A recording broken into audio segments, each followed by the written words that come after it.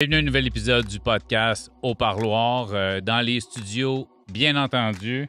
Regardez ça, beau petit logo, beau petit hoodie des studios, bien entendu. Si des fois vous vous demandez où est-ce que c'est tourné ça, tu as envie de partir ton propre podcast, check ça sur Instagram, studio, bien entendu. Si jamais tu cherches une place, c'est le spot. Si tu es un fan du podcast, tu veux supporter www.patreon.com/au parloir. C'est un site payant où tu as accès aux épisodes 6 semaines d'avance. Il y a la version à 7,50 $ où tu as accès à tous les audios, les vidéos. Et tu as la version à 28,50 $ si je ne me trompe pas, parce que c'est en US. Mais je pense canadien, ça revient à 28,50 $. Tu es producteur Patreon, donc tu as ton nom au générique de fin. Et tu as aussi accès à tous les épisodes d'avance, bien sûr. Sinon, la chaîne YouTube, si tu n'es pas abonné, abonne-toi, ça va te prendre 2 petites secondes. Donc, tu cliques, tu likes, tu laisses un petit message, un petit commentaire, tu le partages si tu as aimé l'épisode. Ça va te prendre 2 petites secondes. Moi, ça fait une grosse différence. Et pour terminer, il y a le www.cedricbergeron.com qui est mon site Internet où là, tu vas retrouver tout ce qui est en lien avec le podcast et ma carrière d'humoriste. Donc, les dates de spectacle, les chandails au parloir, tout ça, tous les liens pour trouver tous mes réseaux sociaux et le podcast. Aujourd'hui, on a reçu André Posé, un homme qui va bientôt avoir 68 ans, qui totalise une peine provinciale, qui était sa première peine à l'âge de 18-19 ans. 4 peines fédérales, toujours pour des vols qualifiés, vols à main armée, et à cause de la consommation. Personne qui, déjà jeune, a été rentré dans le système là, très jeune. Il a ressorti du système à 14 ans, puis ça n'a pas remarché. C'est un gars qui s'est senti longtemps mieux dans le système qu'en société. C'est un gars qui allait lui-même cogner à la porte de la prison pour y retourner, sortir de thérapie pour retourner en prison. Un gros vécu, une histoire, je trouve une histoire qui se termine bien. La preuve que même, lui, ça fait bientôt 7 ans qu'il ne consomme plus. Fait que début soixantaine. Fait qu'il n'est jamais trop tard. Il n'est jamais trop tard pour changer de vie, jamais trop tard pour faire face à ses démons. Et c'est important, c'est le message que je tiens vraiment à transmettre à travers ce podcast-là. Encore une fois, je le répète, je n'endosse pas nécessairement les gestes, les idéologies, les termes utilisés par mes invités, mais je suis une personne qui prône la liberté d'expression. J'aime les gens francs qui parlent avec leur cœur. Bienvenue au parloir. Le podcast est une présentation de Play Numbers Game. Play Numbers Game, c'est quoi? Un casino en ligne. Casino qui existe depuis 6 ans. Un des casinos en ligne les plus simples et les plus faciles à utiliser. Paye tes gains en 24 heures via virement Interac. Super simple d'utilisation. C'est le seul casino en ligne qui donne des cadeaux à tous les jours à ses utilisateurs. Oh my God! Wow! Et il y a un lien pour le podcast Au Parloir. Description YouTube, tu vas cliquer direct dessus parce que si tu t'abonnes via le lien Au Parloir, à chaque podcast qui commandite, il y a un tirage de 250 $ parmi les gens qui vont s'être abonnés via le lien du Parloir. C'est malade, là, tu sais. Et en plus, si tu vas sur le site, tu t'abonnes, tu mets un montant, ils t'en donnent directement. Je te dis, ils font des cadeaux. Il y a une chose super importante, c'est fait pour s'amuser. Le jeu doit rester un jeu. Play Numbers Game.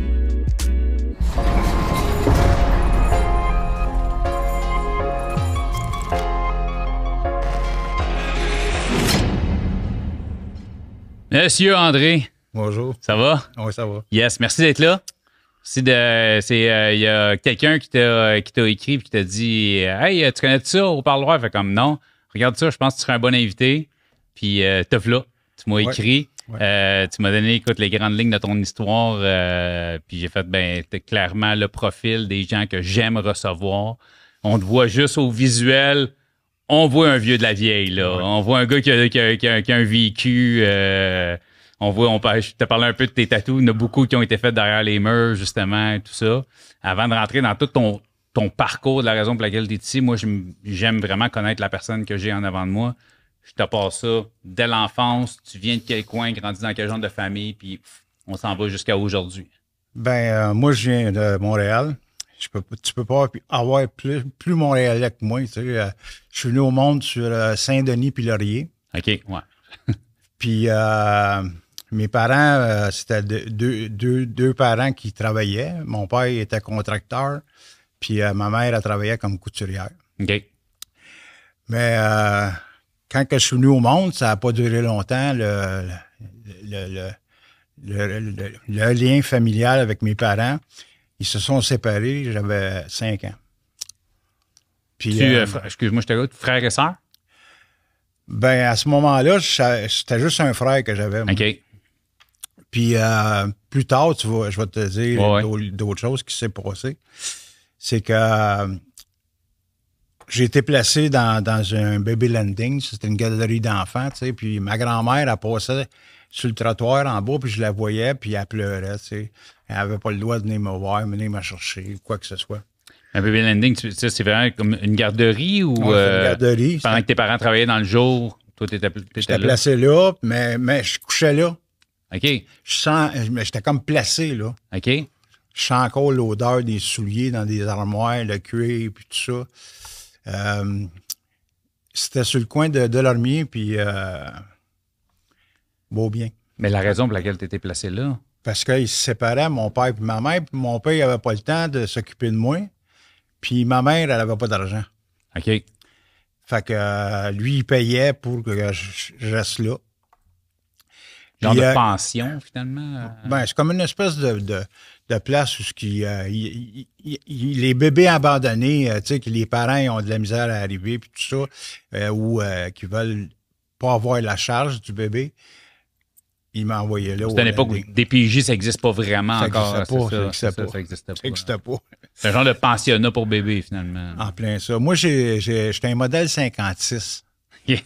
Je suis né en 1956. Je vais avoir, au mois de décembre, je vais avoir 68 ans.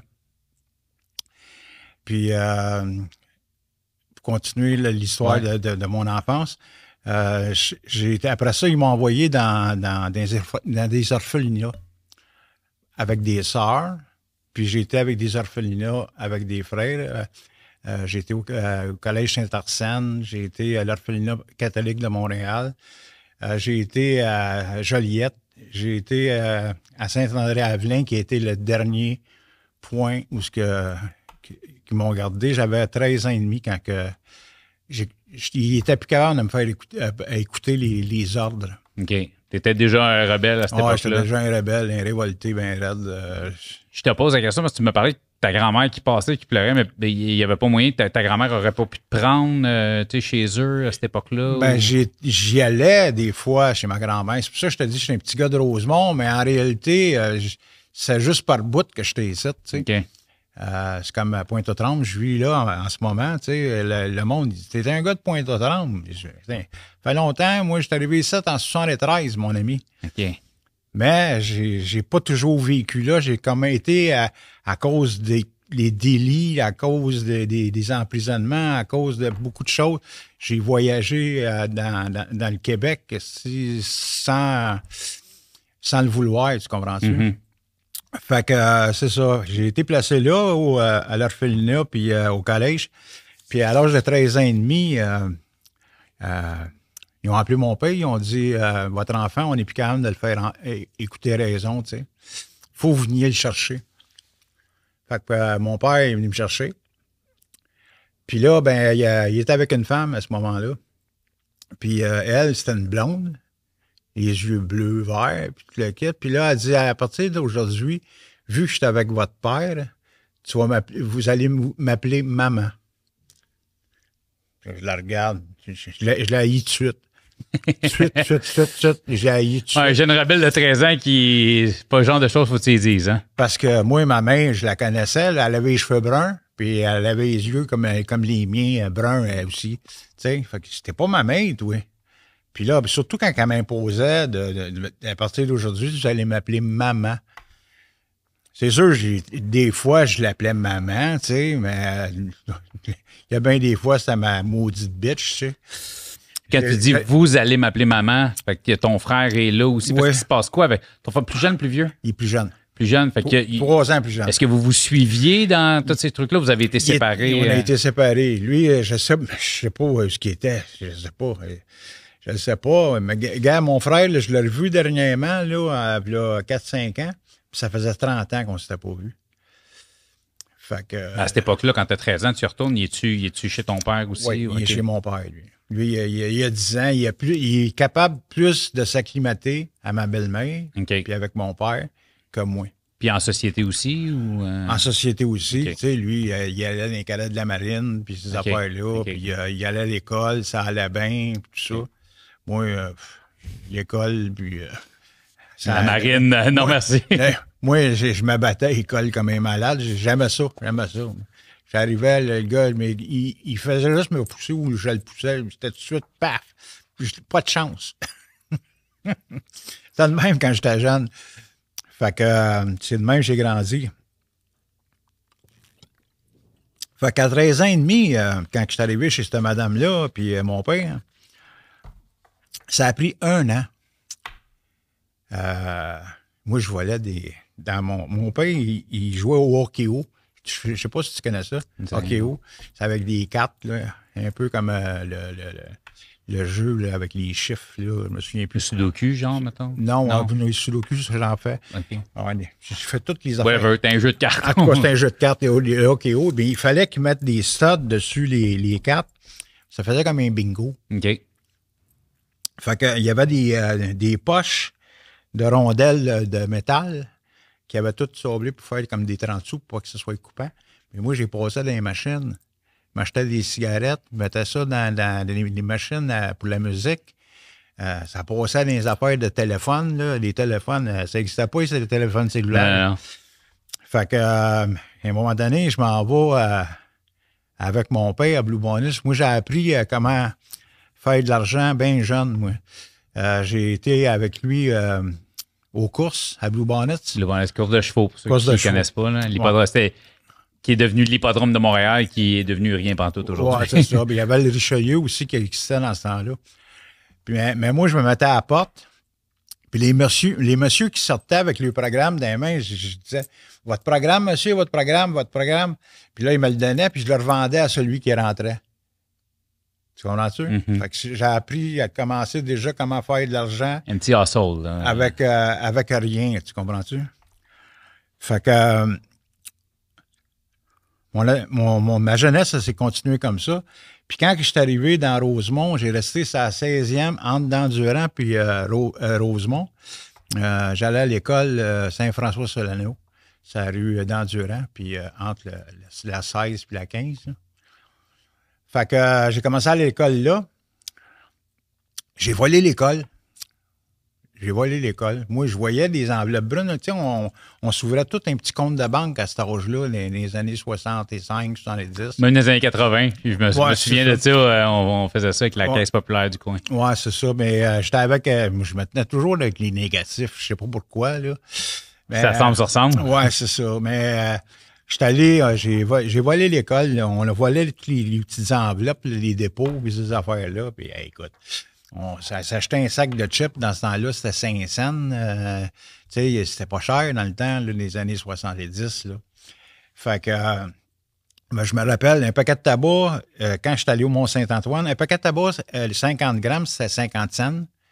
Puis un paquet de papier, c'était 5 cents. Fait que pour 55 cents, tu fumais en masse. Tu pouvais fumer toute la semaine. Mais ça a bien changé. C'est pour ça que j'ai arrêté de fumer. Moi, il faut faire 2 ans que j'ai arrêté de fumer. Bravo. Moi, gars, tu ne me feras pas payer 18 pièces le paquet, c'est pas vrai. J'aime autant arrêter. C'est un bon incitatif. C'est un bon investissement. Fait que, pour continuer mon histoire... Ouais, tu disais 1 an après que je suis revenu avec mon père. Avec le vol de l'école, voler ton père, puis tout ça. C'est ça, mais mon père, ils en ont profité. Dans ce temps-là, il y avait des autos, c'était des petites Renault 5 qui passaient dans les polyvalentes. Ça s'appelait l'aide à la jeunesse. OK. Méchante aide. Fait que c'est ça. Qu'est-ce que j'ai fait là, à partir de ce moment-là? Le vol de l'école. Le vol de l'école, l'aide à la jeunesse. Je passais à la cour sur le coin de Saint-Denis puis Bellechasse. la cour des jeunes, Des jeunes délinquants. ouais. Là. Puis à côté, il y avait Saint-Vallier. Dans ce temps-là, bien là, aujourd'hui, il n'y a plus ça, c'est fini, ça fait longtemps. Comme l'histoire des petites filles, là, à quartier, là, qu'est-ce qui s'est passé, là? Ça s'appelait Berthelet quand j'étais jeune. Ça, c'était vraiment quand tu te sauvais pour te punir, là. C'était comme des cellules. Tu t'enfermais le soir, c'est des cellules ordinaires avec des barreaux, tu le quittes, puis c'est les jeunes qui mettent là-dedans. C'est pas à place pour les mettre, mais ils font ça comme ça ici au Québec. Fait que ça donne de l'eau au moulin, tu comprends-tu? Parce que ça fait des futurs. Ça rentre déjà dans l'engrenage de la prison oui, au milieu d'adolescence. Ça donne de la job aux gardiens. Écoute, une prison fédérale là, dans un village, là, ça en fait vivre du monde, ça. J'ai compris ça bien tard, moi. Ça a pris du temps avant que ça clique. Je suis intelligent, mais pour qu'aujourd'hui, ça fasse 13 ans, 14 ans que je ne suis pas rentré en dedans, c'est la deuxième plus longue fois de ma vie que je suis aussi longtemps dehors. La dernière fois, c'était à 11 ans, de 82 à 92. Donc, 10 ans et demi. Mais là, je vais te ramener ma job, ça, de te ramener un peu. Tu me l'as dit, moi, quand je pars, j'arrête pas. Fait que je te ramène. Fait que, une fois ça, tu as passé en cours, il se passe quoi après de l'école? Ben c'est ça, la juge, elle me dit André, est-ce que tu voudrais revenir chez tes parents ou tu aimerais mieux qu'on t'envoie au Mont-Saint-Antoine? J'ai dit envoie donc au Mont-Saint-Antoine. Pour le monde qui ne sait pas, le Mont-Saint-Antoine? Le Mont-Saint-Antoine, ça se trouve être au 81-47 Sherbrooke Est.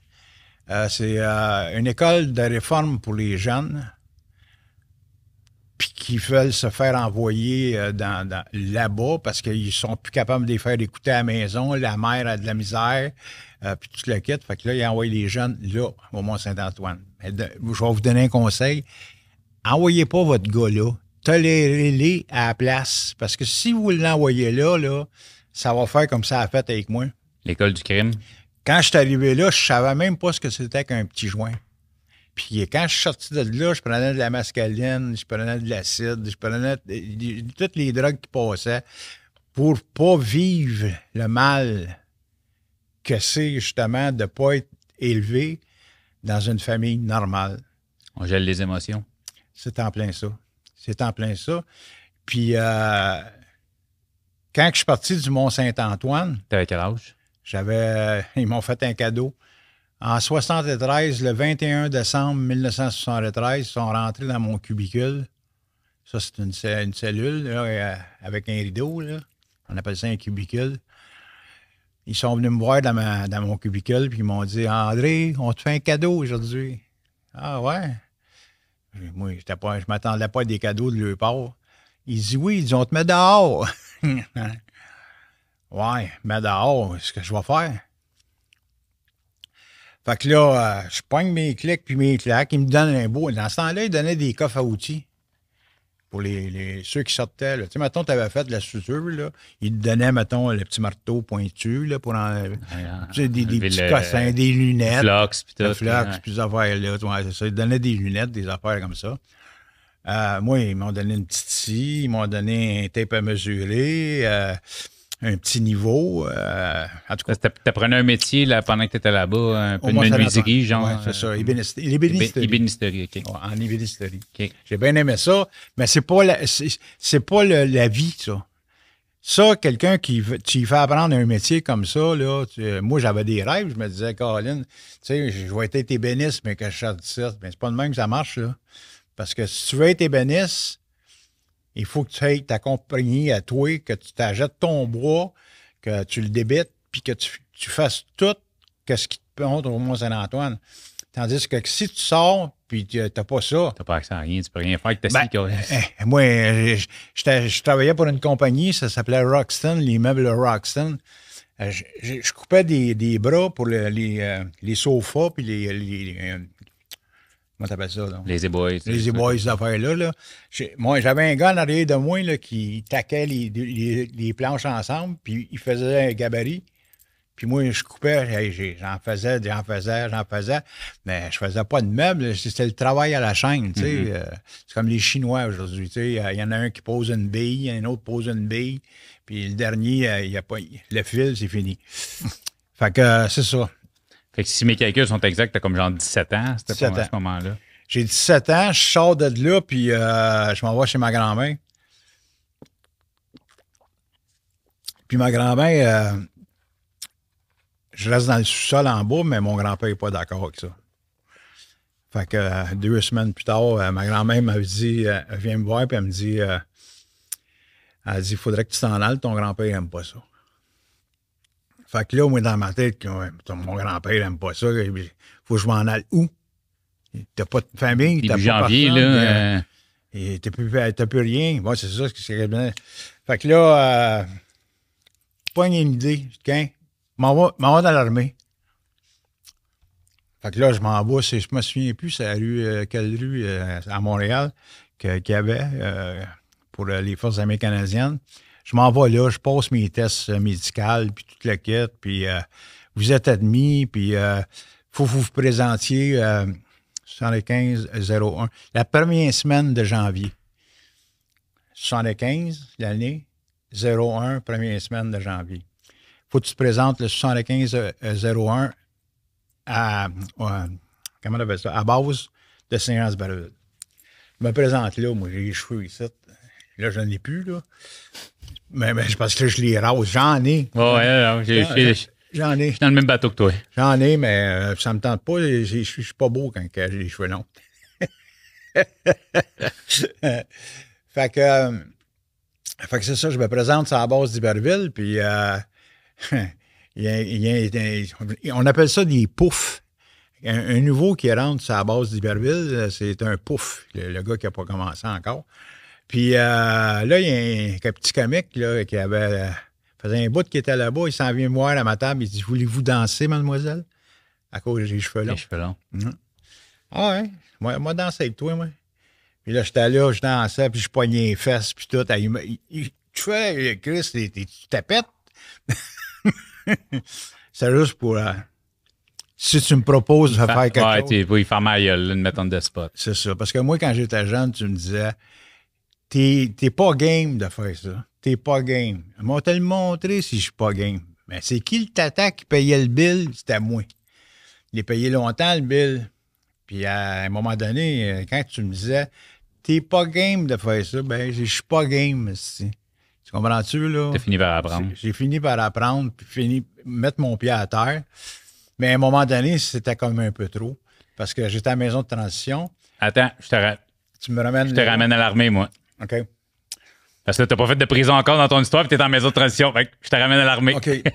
Au bout d'un mois dans les Forces armées canadiennes, tu as le droit de sortir puis aller dans ta famille. Je m'étais fait une blonde, moi. Elle restait à 99e avenue, puis Notre-Dame à Pointe-aux-Trembles.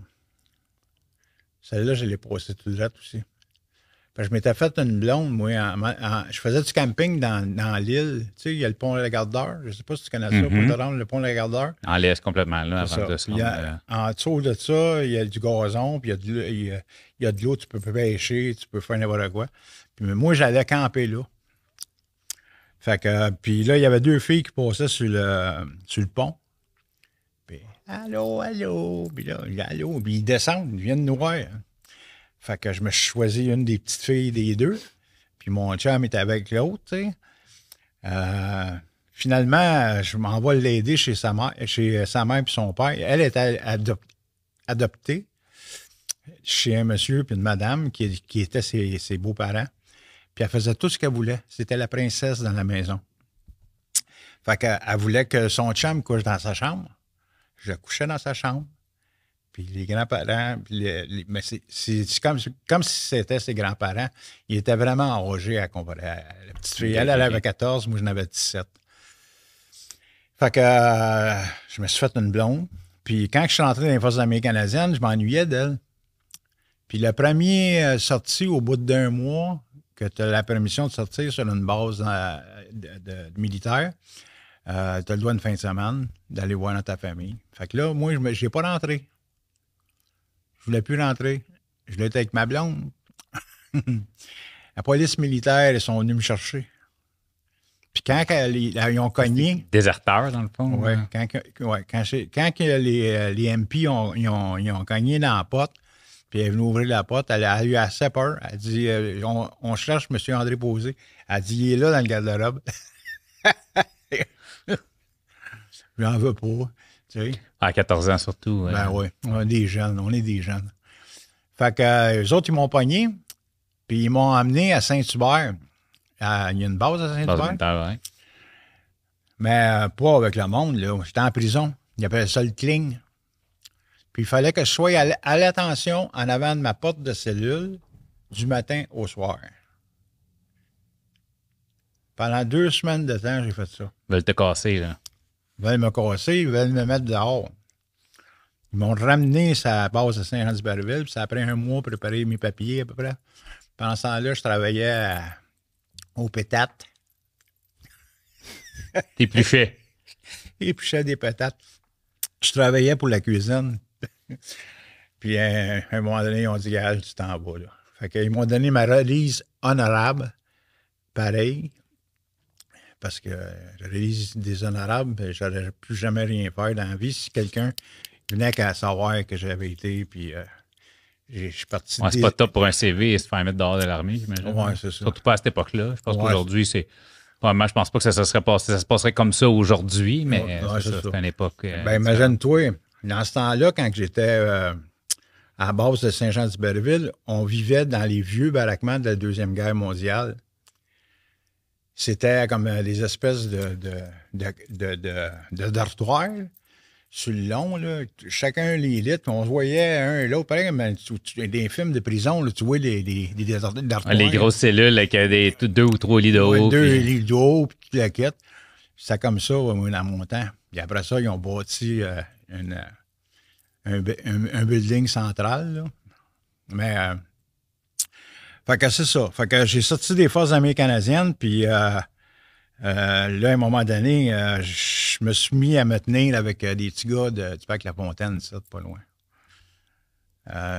J'allais au Café du Lutte. C'était les premiers bars, c'était des bars. C'était pour les jeunes, tu sais, dans le fond.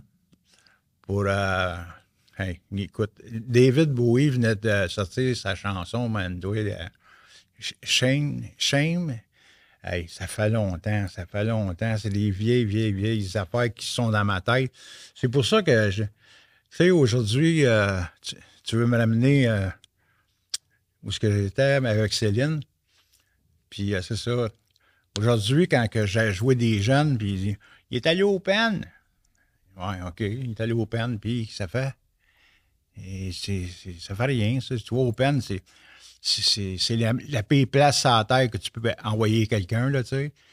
Que tu fasses un jour ou que tu fasses 100 ans, c'est la même affaire. Tu y étais. Bon, mais commence pas à te vanter que ça, par exemple. Parce que là, moi, il y a bien du monde, des fois, là, je parlais avec eux autres. Hey, mon chum, il était au pénitencier.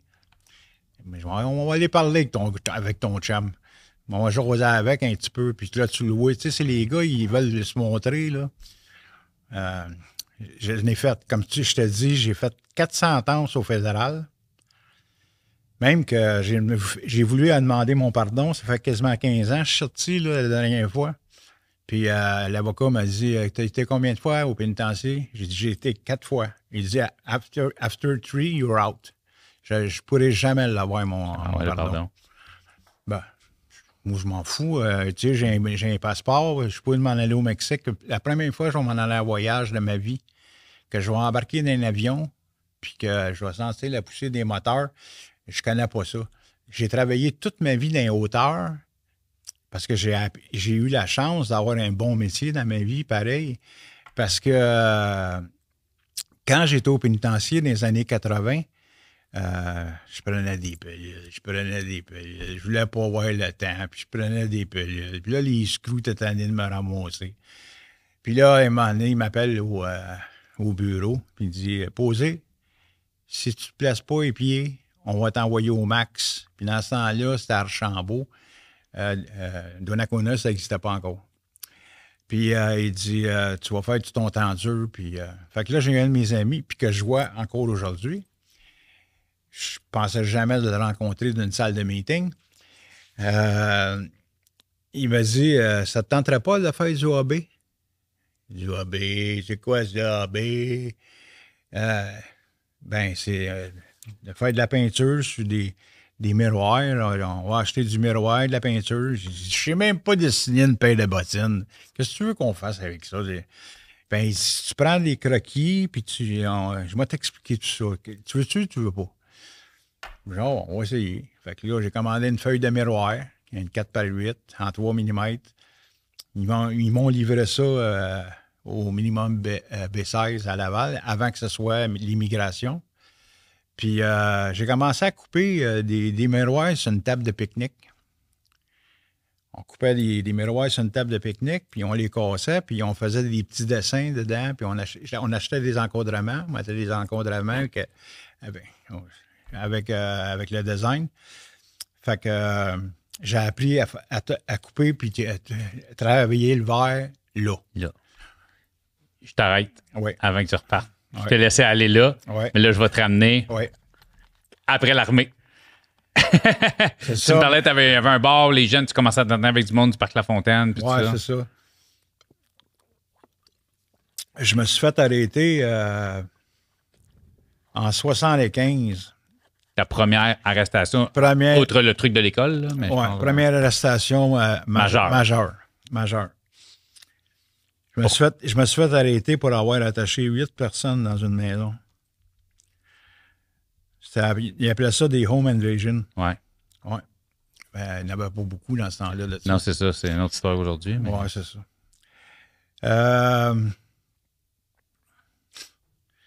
Mon chum fait le comique, on avait été, ça nous prenait du courage en bouteille, nous autres, avant de faire des affaires de même, là. Puis, buvait de la bière. Puis là, il me donnait, moi, j'étais un amateur de chocolat. Il me donnait du chocolat, mais c'était du Ex-Lax. Fait que, rendu sur les supposées victimes, la cagoule sur le dessus de la tête, le gars sur le dessus de la toilette, puis en train de faire à l'action. Je vais juste te poser une question, parce que tu as dit quelque chose qui m'a fatigué l'oreille. Les supposées victimes. C'est une raison pour laquelle tu dis supposées victimes. Je veux dire, là, tu es en train de me dire que tu es dans une maison avec un gun, tu es en train de chier dans leur toilette, mais tu les appelles des supposées victimes. Oui. Je sais pas si le mot supposé... Mais j'étais inconscient totalement. Mais c'est des victimes. C'est des victimes. C'est juste parce que le mot supposé victime, il est venu me chatouiller l'oreille, je l'ai pas aimé. Écoute, dans ce temps-là, pour toi, à l'époque, c'était pas des victimes. Pour moi, à l'époque, j'étais un insouciant. Tu sais, de faire des vols qualifiés, puis tout ça, un peu comme mon cher ami a dit l'autre jour, c'était facile, tu sais. C'est facile de faire des vols qualifiés. N'importe quel fou qui a fait ça. Mm-hmm. Ça tire un gun, puis le pointer dans la face de la personne, puis dire, donne-moi le cash. N'importe quel fou qui est capable de faire ça, tu sais. Mais c'est de vivre avec, par exemple, après. Conséquence de tes actes. Oui, c'est en plein ça. Moi, je me suis rendu compte bien plus tard que, tu sais, qu'est-ce que j'avais fait, tu sais, je le faisais parce que j'en avais besoin, tu sais. À ce moment-là, c'était pas pour me geler, tu sais, que je faisais des vols. C'était pour me loger, puis... survivre, puis avoir un chez nous, puis... tu sais, à 18, 20 ans, là, quand tu penses à ça, là, t'es un jeune ado, mais pas développé totalement. Tu connais rien. T'es un ado avec du poil au menton, c'est tout. T'es encore un ado. Puis moi, j'en ai même pas. Fait que c'est ça.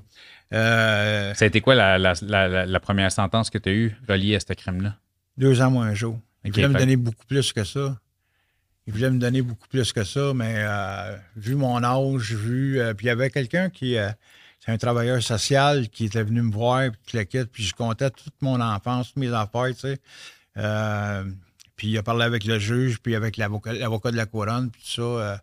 2 ans moins un jour. 2 ans moins un jour, ça va être suffisant pour ce gars-là, tu sais. Fait que j'ai fait mon 2 ans moins un jour, mais plein. 17 mois à Bordeaux. Puis en plus de ça, avant que j'aie fini ma sentence, ils m'ont envoyé dans une maison de thérapie. C'est à 15e puis Bélanger. Je me souviens plus le nom de la maison. Avant d'arriver à la maison de thérapie, il se passe comment ton 17 mois? Pour le jeune, sa première incarcération, ça se passe comment? Moi, je suis aux oiseaux. Poisson dans l'eau? Ben oui. J'ai été élevé là-dedans.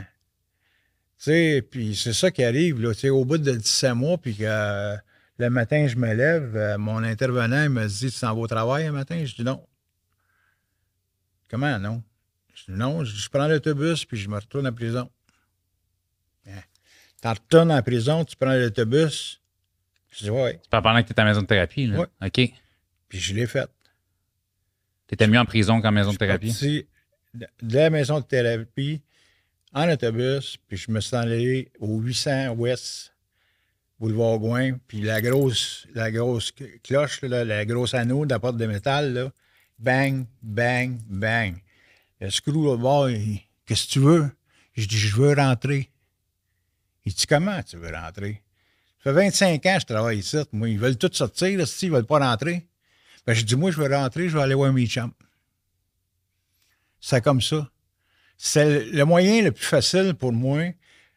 Même quand, plus tard, dans mes autres sentences au fédéral, ils ont dit, toi, là, t'es tellement habitué d'être en prison, là, que c'est pas une punition pour toi, ça. Non, c'est ça. La punition pour toi, c'est de te faire vivre dehors puis de te faire vivre comme la société est supposée d'être.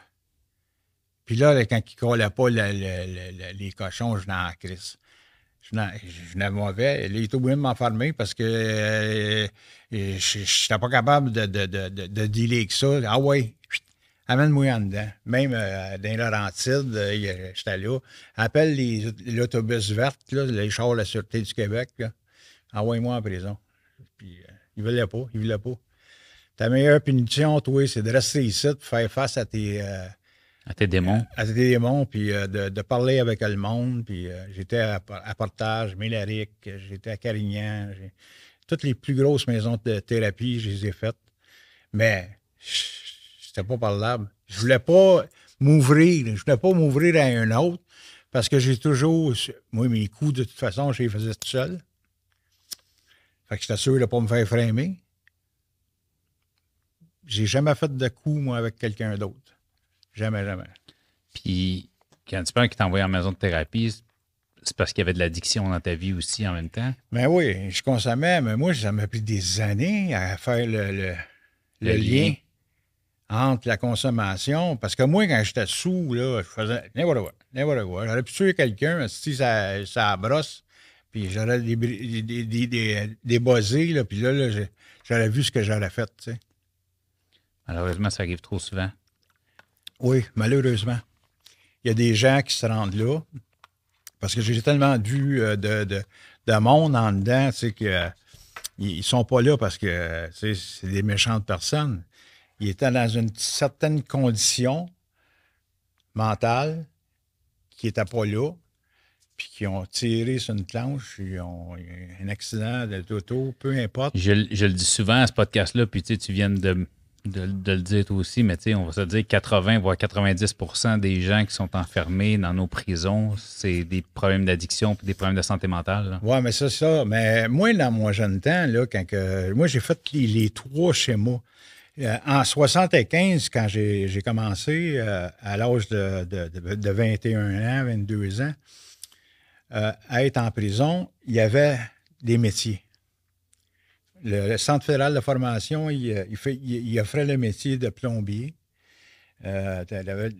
débossage, électricien, monteur, charpente, menuisier.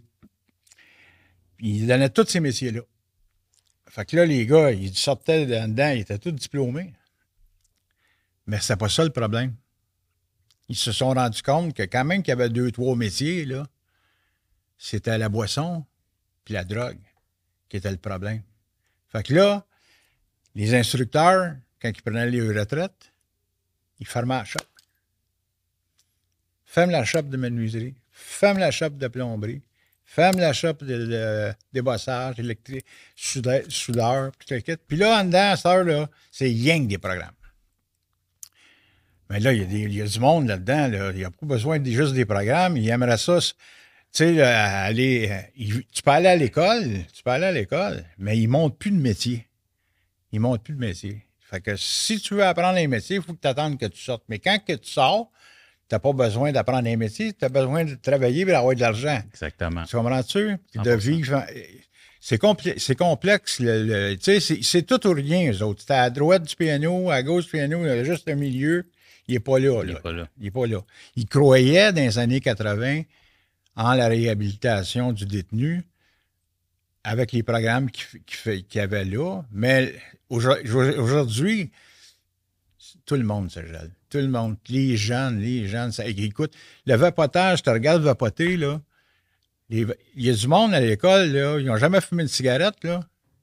Ils vapotent. Pourquoi qu'ils vapotent? Faut faire comme les autres. C'est vrai pareil, si tu regardes ça comme ça. Après cette sentence-là, ta première sentence provinciale, tu ressors dans la rue, ça prend combien de temps avant que tu... 40 jours. 40 jours Ouais. de liberté. Ouais. 40 jours qui ressemblent à quoi?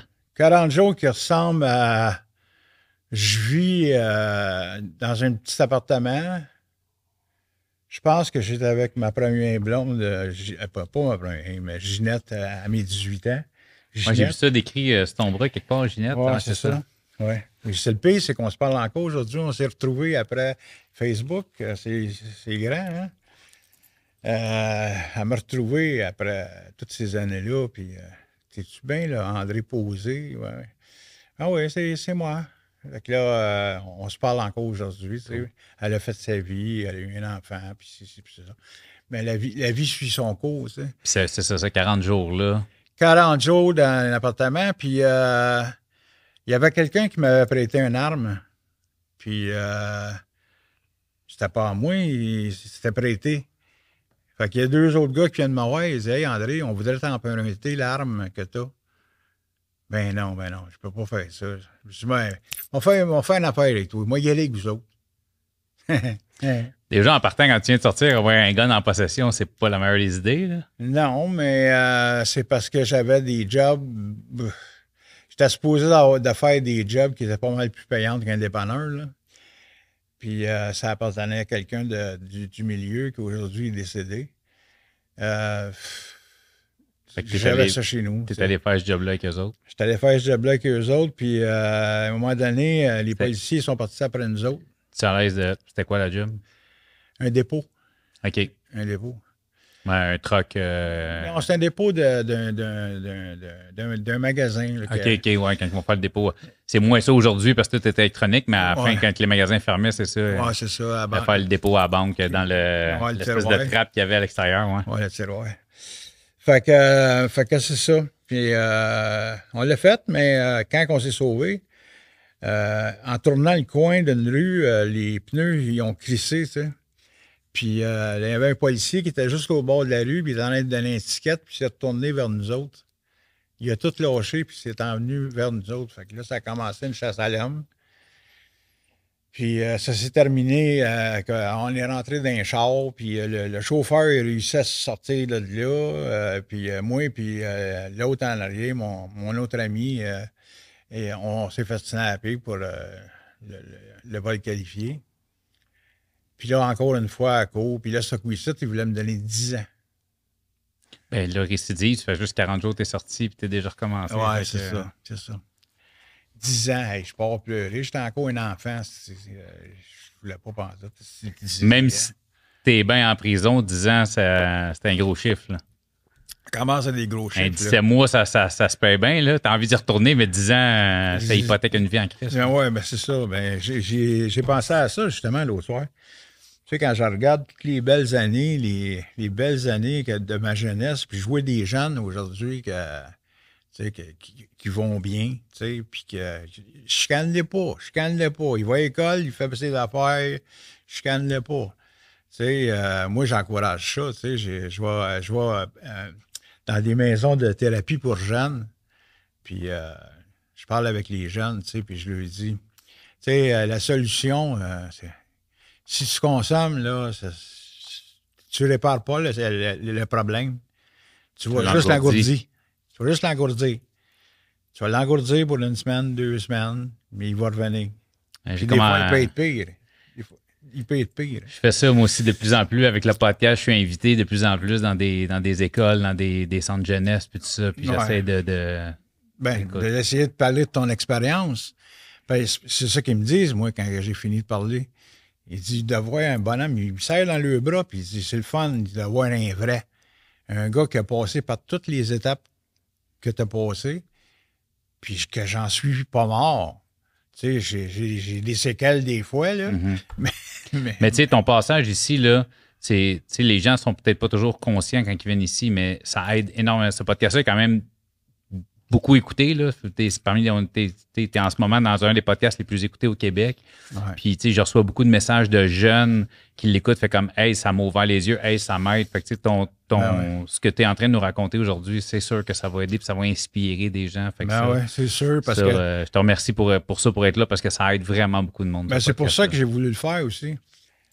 Parce que, tu sais, je te voyais parler avec certaines personnes, puis des choses qui venaient me toucher, tu sais. Parce que même si j'ai fait toutes ces affaires-là qui sont rocambolesques, puis que je suis revenu, puis que je vois bien dans la vie d'aujourd'hui, ben j'ai pas fait ça, tu sais, pour la galerie. Tu sais, dans le fond, c'est ma vie, je me connaissais pas. J'avais jamais eu d'expérience parentale avec un père. J'avais jamais eu d'expérience avec une mère. Les exemples familiales, je connaissais pas ça. Quand je suis sorti la dernière fois, non, pas la dernière, l'avant-dernière fois, quand je suis sorti, puis ma mère était vivante encore, par son âme, il fallait toujours que ce soit moi, tu sais, qui téléphone. Puis là, j'allais dans les parties de Noël, puis ça chicanait. J'ai dit, c'est ça une famille? J'en veux pas. Je sacrais mon camp, puis je voulais pas voir personne, tu sais. Moi, j'étais un gars tout seul chez nous. Je suis solitaire, puis quand il y a eu la pandémie, pendant 2 ans, j'étais bien. J'étais bien. Je fais partie aussi des rares personnes que la pandémie a fait comme quoi, je suis enfermé tout seul chez nous avec ma femme, mes enfants, puis j'ai pas besoin de voir d'autres humains. C'est le fun. Et que j'avais pas tant de problèmes avec ce concept-là dans la vie. La seule fois qui me manquait, c'était les shows. Moi, je suis humoriste, je fais des shows. C'est la seule fois qui me manquait, mais le reste, là, m'a dit. Ouais. Je l'ai bien dealé. Ouais. Je te ramène, deuxième sentence, qui ont voulu te donner 10 ans. Finalement, t'as eu quoi? J'ai eu 4 ans et demi. 4 ans et demi de sentence. Là, c'est ta première visite au pen. Ouais. Puis là, au pénitencier, ça commence à avoir des télévisions. Parce que dans mon temps, c'était juste des TV en noir et blanc. La couleur n'était pas encore arrivée. En fait, c'est que mon premier invité qui est venu ici, peut-être tu connais Jean-Louis Lévesque.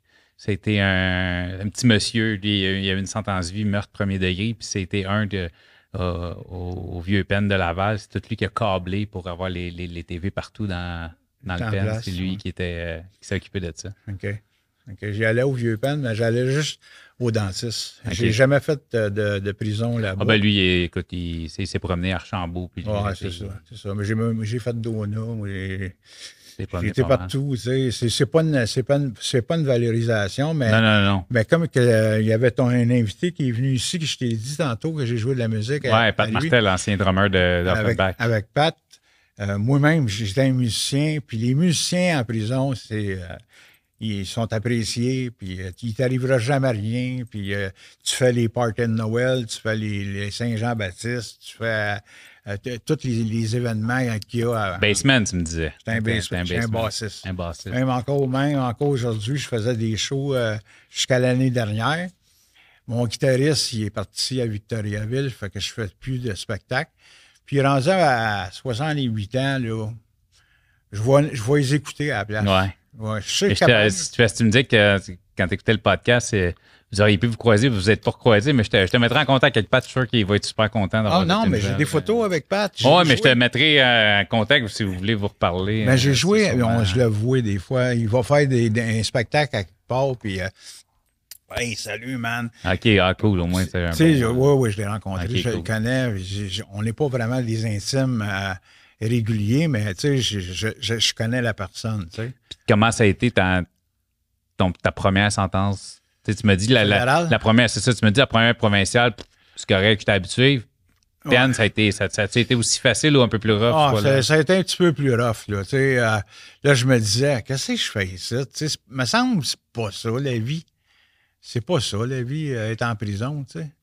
Puis, il t'a fait dire à quelle heure t'as levé, il t'a fait dire à quelle heure manger. Un manque de femmes aussi? Ben, je connaissais pas vraiment ça. J'ai quand même jamais été en couple longtemps, tu sais.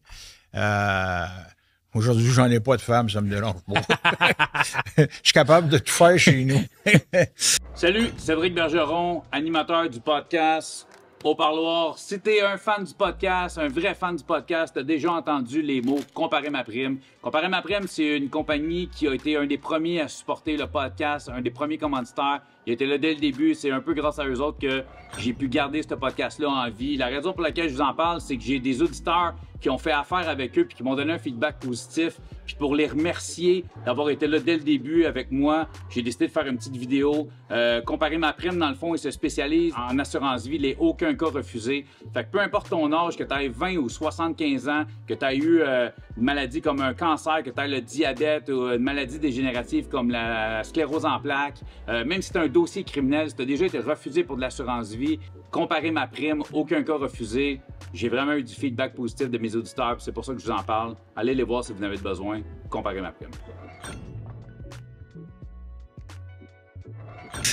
Même, j'ai un de mes chums là, qui s'en vient rester avec moi. Là, le coût de la vie aujourd'hui, c'est rendu tellement dur que la pension de vieillesse puis la sécurité sociale, non, je veux dire la pension du Québec, okay.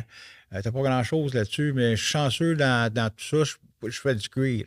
Oui, c'est ça. On va reparler de ça tantôt. Oui, c'est ça. C'est ça. J'ai appris ça dans les salles d'AB au pénitencier. Quand j'étais plus jeune, je voyais les gars qui avaient de l'argent, qui s'achetaient des outils, puis tout, des pots de cuir. Ça coûtait cher, tu sais. J'avais pas les moyens, tu sais. Je connaissais pas comment faire de l'argent, tu sais, à ce moment-là, tu sais. Puis, à un moment donné, là, je n'avais assez. Je me suis acheté des outils quand j'étais en dedans, puis j'achetais des pots. Le gars qui travaillait au socio-culturel, le gardien, il dit « Coudonc, donne-nous bien de l'argent, toi. » Ben, j'ai dit « Au lieu de fumer des cigarettes, j'achète des pots de cuir, j'achète... tu sais, il y en a qui ont de la misère à s'acheter un 7-Up. C'est sûr, je te dis. Tu sais, tes priorités, mets-les aux bonnes places, là, tu sais. Cette peine-là... cette première-là au fédéral, tu consommais-tu? T'arrivais-tu à consommer en dedans? Je consommais, oui. Je fumais du hash dans ce temps-là. OK, c'était pas trop rock'n'roll, là. Non, j'étais pas trop rock'n'roll. J'ai connu la cocaïne, j'avais 28 ans. C'est un de mes amis qui est arrivé à la maison, puis moi, j'étais un vitrier. Ouais, tu me parlais tantôt. Chez nous, là, c'est table de vitre dans la cuisine, table avec des miroirs, table de salon, miroir. Fait que les gars sortaient les affaires, puis c'était direct sur la table, puis là, qu'est-ce que tu fais? On sniffe de la coke. De la coke? Il dit, t'as jamais fait ça? Je dis, ben non. Il dit, tu veux t'essayer? Je dis, ben oui. Là, j'essaye ça. C'est quoi ça, sacrément? C'est une affaire de dentiste, ça. C'est quoi cette merde-là? Désolé pour ceux qui n'en ont jamais fait, ils vont peut-être pas comprendre, mais pour ceux qui en ont déjà fait, j'adore le référent. Ouais, c'est ça, mais là, c'est quoi cette affaire-là? Et c'est de la cocaïne, ben là, avant, je paye 20$ pour un petit sac. Moi, moi, j'aimais mieux m'acheter 1 gramme de hache et une grosse bière, tu sais. Mais c'est insidieux. Ouais. C'est très insidieux. Ouais. Avec un quart, je faisais une soirée. Puis, un peu plus tard, ça m'en prenait 2 quarts. Puis après ça, c'était le gramme, puis ça n'arrêtait pas. Puis à un moment donné, la paranoïa a rentré là-dedans. Puis là, je voyais des polices partout. Puis là, je me cachais, je faisais du rideau. J'ai appris à cuisiner. Ouais, c'est ça. Et puis ça m'a coûté bien cher de ma vie. Juste, des fois, je donne des petits cues, surtout s'il y en a qui l'écoutent à l'audio, qui n'ont pas vu ton geste, apprends à cuisiner. Donc, on parle de transformer de la cocaïne en freebase, dans le fond. Donc, qui rend la cocaïne encore plus puissante. Ouais, ta fume ou toute la chose rendue là. Ça, c'est, mais pas quand elle est en cristaux. Non, c'est ça, mais... en tout cas. Ça fait que ça, ça a été un côté... sombre de ma vie qui a fait en sorte, quand j'ai commencé à l'âge de 28 ans, puis c'est l'âge que j'ai connu la mère de mon fils. Okay. Elle avait 17 ans. C'est pas 28-17, c'est quand même un bon écart. Ouais, 11 ans. 11 ans de différence. Puis je me levais le matin avant d'aller travailler, là, puis je la voyais sortir son chien, puis avec les grands cheveux longs, là, puis sa froque de cuir. Elle était grosse de même, elle pesait 100 livres. Puis je l'aimais donc, je l'aimais donc. Puis à un moment donné, j'ai dit, ah non, je peux pas, ça va faire trop mal si je me remourage de cette petite fille-là. Puis on se sépare, je vais avoir trop mal. Je voulais plus avoir mal. Puis finalement, elle dit, écoute-moi bien, là. Elle dit, on est bien aujourd'hui ensemble? Puis je dis, oui. Ben, elle dit, laisse les jours passer, puis on verra combien de temps ça va durer. Ben, ça a duré 12 ans. Puis j'ai eu un enfant à partir de ce moment-là. Puis ceux qui disent là, que à cause que tu vas avoir un enfant, là, ça va te faire diminuer ta consommation, c'est pas vrai, ça. C'est vraiment pas vrai. Parce que moi, j'étais comme... À toutes les fois que je sortais de prison, j'étais un inconscient. Moi, j'allais dans les places où il y avait de la consommation. Puis c'était tout le temps de party, là, comme un petit chiot, là. Party, puis aller vomir dans la ruelle, puis je rentrais dans le bar, puis on continue, puis c'était vraiment mon cercle de lassitude qui... Puis quand t'es trop sous, ben la coke, ça t'aide à te redresser. Ça t'aide à te redresser, puis tout ça. Mais ça m'a coûté très, très, très cher de mon temps. Quand t'as eu fini cette première peine-là de fédéral de 4 ans. J'ai été 11 ans sans rentrer. Qui était la période où tu as rencontré cette fille-là, j'imagine, à peu près? Non, ben, j'avais rencontré... Ben oui, ben, j'étais encore avec elle, Jacinthe, quand je suis sorti dans dedans, parce qu'elle m'attendait. Pendant ces 4 années-là, tu l'avais rencontrée avant. Fait, quand tu as eu ces 4 années-là, tu étais déjà avec elle. Non, un petit peu, là. Je me souviens plus, là. On est en quelle année? Il me semble que tu étais trop jeune pour ça, là. Non, c'est ça, 81. En 81, mon fils, il venait au monde en 89. Fait que non, j'étais pas avec elle encore. Je la non, parce que pas. si je me fie, écoute, je la connaissais pas. J'essaie de suivre, parce que tu as eu ta première sentence provinciale, tu avais genre 20-21. Ouais. Ah, ça, pas provincial. Provincial, j'avais 18 ans. 18, fait que tu sais, 2 ans, fait que tu as 20, tu es resté 40 jours dehors. 21, fait que tu sors, tu as 24-25. 24-25, ben c'est là que je vais rencontrer la mère de mon fils. C'est ça. Fait que pendant ce 11 ans-là, c'est cette période-là. C'est là que je vais la rencontrer. Okay. Fait que tu travailles, vitrier, tu fais tes affaires, c'est là que tu rencontres la coke aussi. Ouais, puis... c'est ça. Okay. C'est ça. Puis en 92, j'étais embarqué tellement que je veux voler pour consommer, tu comprends-tu? Fait que ton gars, il y a 3 ans à cette époque-là à peu près. En plein ça. Tu vis avec elle? Je vivais avec elle, oui, à ce moment-là. À Pointe-aux-Trembles. Puis il se passe quoi? Ça fait 11 ans que tu n'as pas fait de prison, tu travailles, tu ne fais pas de crime, tu consommes à tous les jours, mais... On consommait tous les deux. Ah, tous les deux? OK. Oh. OK, ça aide pas. Ça aide pas.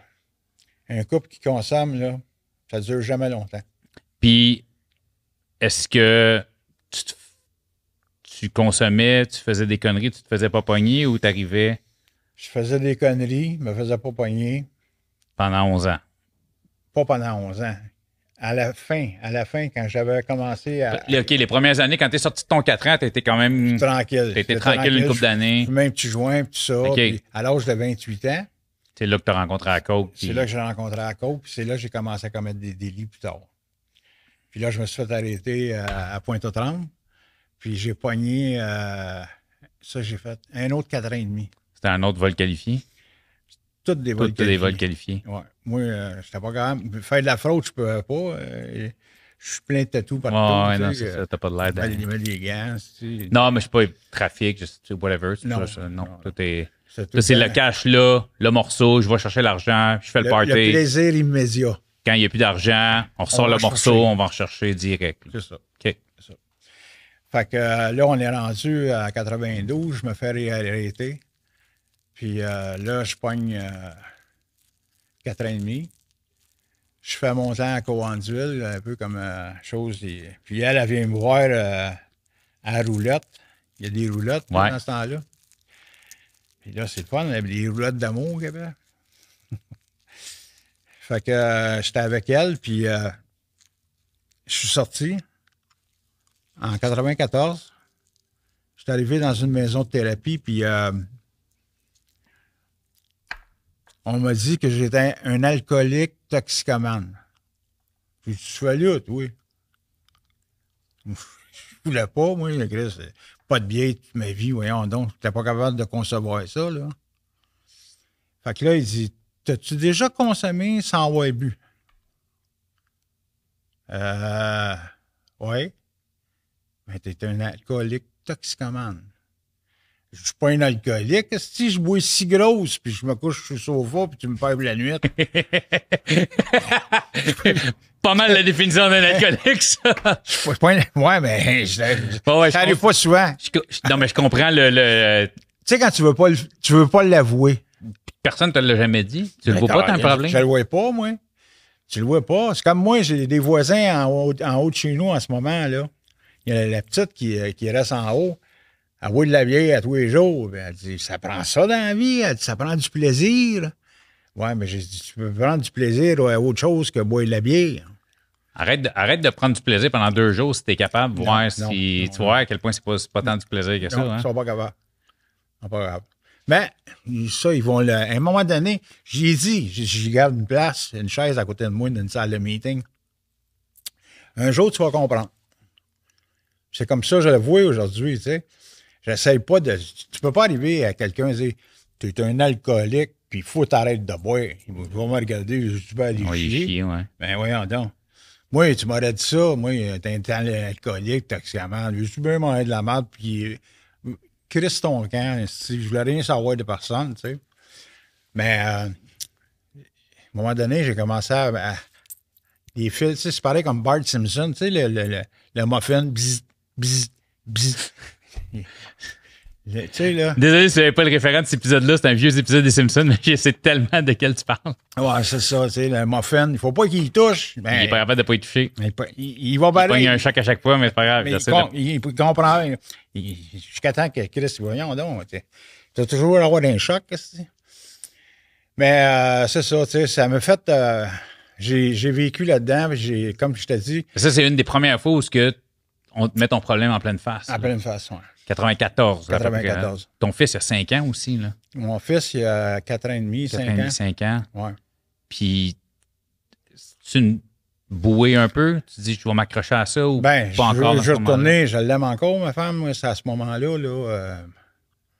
Puis, elle s'en vient me dire, puis je fais exprès de rallonger parce qu'elle est en train de prendre des cours pour aller à l'école. Là, ouais, c'est son secondaire 3, son secondaire 4. Fait que moi, je dis aux gens dans la maison de thérapie, je suis pas prête. Je suis pas prête à aller dans le trafic. Fait que les autres, ils rallongent mon temps. À un moment donné, ça fait 2 ans que je suis là, je suis pas prête. Hey, tu ris-tu de nous autres? T'as fait ta sentence, ton 4,5, tu l'as pas fait au complet, t'es en thérapie, c'est ça? Okay. Non, mais ça fait 2 ans pareil que je suis c'est ça. en transition. Tu sais, il me reste plus grand temps à me rapporter, mais je suis encore en transition. Puis là, tu ris de nous autres, toi, posé. T'as un compte de la banque et pas de même. J'avais des bons salaires, moi. J'étais vitrier. Puis je travaillais sur les services d'urgence la nuit. Là. Aussitôt que mon beeper sonnait, c'est 4 heures. Payé 4 heures. Fait que quand t'en fais 3, 4, 5 de même dans la semaine, plus ton 40 heures, à 18-20$ dans ce temps-là. À cette époque-là, c'est énorme. C'était de la belle argent. Moi, je ne mangeais jamais à la cuisine. Moi, c'était toujours des restaurants. À la fin, quand je suis parti, ils m'ont donné comme cadeau tous les pamphlets qu'ils avaient ramassés depuis des restaurants. Ils m'ont donné ça. Fait que, mais j'étais avec ma conjointe à ce moment-là. Puis à un moment donné, quand ils m'ont dit faut que tu t'en ailles maintenant là, de la maison. Puis ma blonde, elle m'a dit tu peux pas venir rester chez nous. Je dis comment elle peut pas rester chez vous? Ben, elle dit c'est un HLM, ici. Puis elle dit là, si tu t'en viens ici. Tu fais trop d'argent. Tu fais trop d'argent, là. Faut mettre dehors. Va te trouver un appartement. Ben, je suis venu fou. Je suis venu fou. Comment va te trouver un appartement, si? Hey, je suis parti à Go, mon ami. Ça n'a pas été long. La même soirée ou le lendemain, j'étais encore au poste de police. Si j'ai bien sous. J'avais été prendre des Xanax, des affaires de même, là. Puis pour me dégeler de ça, je voulais aller chercher de la poudre. J'embarque dans mon char, puis j'allais tellement lentement que ça a rue que j'accrochais des chars en m'en allant, puis là, ils ramassaient les pièces à terre, eux autres. Ils me suivaient jusqu'à temps que je me réarrête à quelque part, puis je rentre dans la maison, puis la police sont venus me chercher dans la maison. Une police chaque bras, puis ils m'ont ramené au poste de police. Je me souviens même plus. Je m'en souviens même plus. Mais le lendemain, par exemple, quand je me suis réveillé, qu'est-ce que je fais ici, moi? Où est-ce que je suis? T'es en prison encore? Puis là, ils m'ont remonté au peine encore. J'ai été 2 mois là-bas à étudier mon cas, à savoir s'ils vont me sortir, ils ne sortiront pas. Ils m'ont ressorti. Puis là, ben, j'ai commencé à cliquer tranquillement là, que moi et la consommation, là, Ça marche pas. ça va pas ensemble. Mais j'ai pas été dompté parce que j'ai commencé. Ouais, parce que là, on est. Y a pas, tu me parlais de 4 peines, 4 sentences fédérales, on est rien de fait. Non, on a 3. Ah, parce que t'es remonté, OK, ouais. On a 3. Ben, là, on a 3. Fait que là, en 2008, attends un peu. Quelle année qu'on est rendu, là? Moi, t'étais en 94. 94, là. 95, 96, la crise du verglas. T'es dehors? T'es une couple d'années dehors? Je suis dehors, mais j'ai pas fini ma sentence. Je suis en liberté illégale. Illégal, OK. Ouais. Puis il me reste 27 jours à faire sur ma sentence. Puis là, ben, je vais aller me présenter moi-même au Leclerc, mais en tout bon crosseur à plugger. Plugger parce que je voulais être bien quand j'étais en dedans. Là, je vais pas on l'a expliqué souvent, le terme plugger, là, sinon on cherchait là pour ceux qui ne savent pas. Là. Donc, tu rentres. Ouais, je suis loadé. Tu étais bien loadé de substances pour passer un bon chiffre. Ouais, c'est ça. Moi, je voulais pas attendre. C'était toujours tout de suite. Et quand je suis rentré, ça n'a pas été long. Ça faisait même pas 24 heures que j'étais là. J'avais la TV, j'avais de la cantine, j'avais tout. Tu sais, un gars qui rentre puis qui a ça, ben, c'est du gâteau, hein? Là, aujourd'hui, ils se pluguent même des blagues de tabac. C'est rendu malade, là. Moi, je... Là, des téléphones à cette heure. Ouais, un téléphone, c'est vrai. Mais c'est à base. Parle-moi pas de ça. Je me demande comment ils font. Ben, c'est surtout du drone, là, d'après moi. Là, les téléphones arrivent plus par drone que par plug parce que si moi, t'es capable d'avaler ou t'es ankylosé par l'autre bord un téléphone, t'as tout mon respect. Ah ouais, c'est ça. Ça prend de la pratique. Ben, t'es mieux d'avoir un flip phone. Ouais, c'est ça. C'est sûrement des plus petits que ça. fait que c'est ça. Où est-ce que tu t'es rendu, là? Donc, tu t'es représenté toi-même, tu étais en liberté légale pendant une couple d'années, les années 90. Oui, c'est ça. Là, je me suis présenté à RDP. Je sonne à la porte. Il dit, qu'est-ce que tu veux? Je suis en liberté illégale. Puis je dis, je veux finir mon chiffre. Il dit, présente-toi d'un poste de police. Je dis, je veux pas me présenter d'un poste de police, c'est ben trop long. Moi, m'asseoir ici, puis mec, tu sois prêt, tu m'ouvriras la porte. Je me suis assis. À un moment donné, j'entends bzzz. Il n'y a pas personne, c'est pour moi, ça, c'est.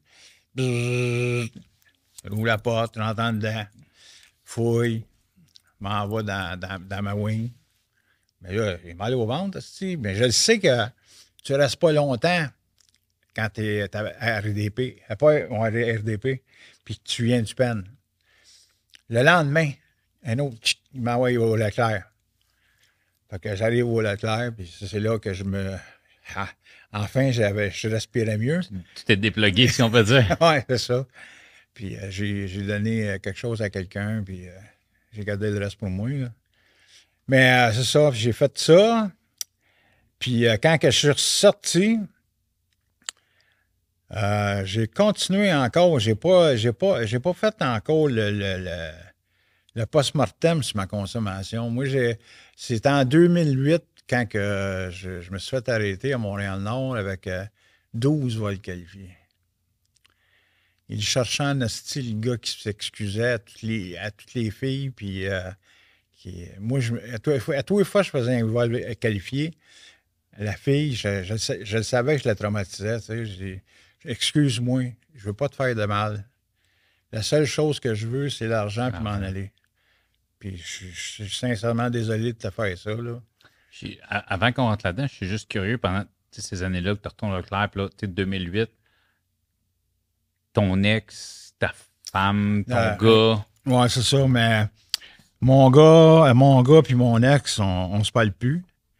Aujourd'hui, même encore, ça fait depuis 96 qu'on est séparés. Qu'à partir du moment où tu es sorti de thérapie et que tu as dit que tu n'en viens pas dans mon HLM, ça a pété là. Jamais revenu. J'ai jamais revenu avec elle. Puis tu n'as pas gardé de contact avec ton gars?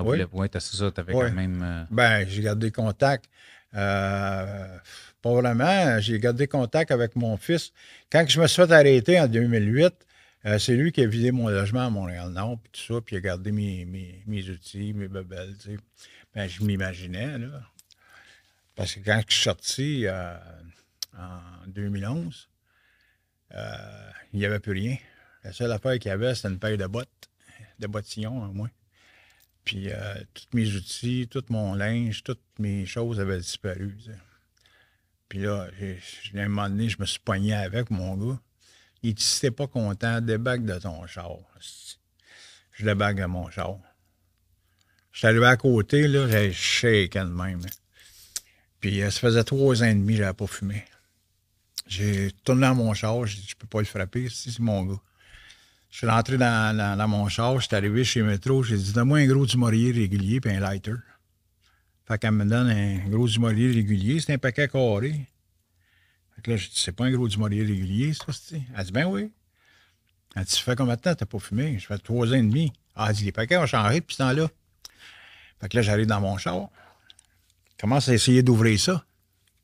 C'est quoi, ça, carré? C'est un coffre-fort? Avec les dents, puis essayer de péter la boîte parce que tu rouvres sur le côté. Puis, écoute, ça fait tellement longtemps que tu n'as pas acheté de paquet de cigarettes parce que je relate pas pantoute. Là. En tout cas, c'est un aria à ce moment-là. C'est un Rubik Cube. C'est un Rubik Cube. Fait que là, finalement, je pogne ma première cigarette, puis premier puff, là. Oh là là là là. Tu sais, quand tu fumes une cigarette là, pour la première fois, puis tu respires la boucane, puis tu ressors, là, assez buzzé. Fait que là, j'ai dit, qu'est-ce que je fais là, moi? Je suis pas pour recommencer à fumer. Fait que j'arrive à la maison de tension, puis je lui ai dit tout ce qui s'est passé, moi, avec mon gars, puis tout ça.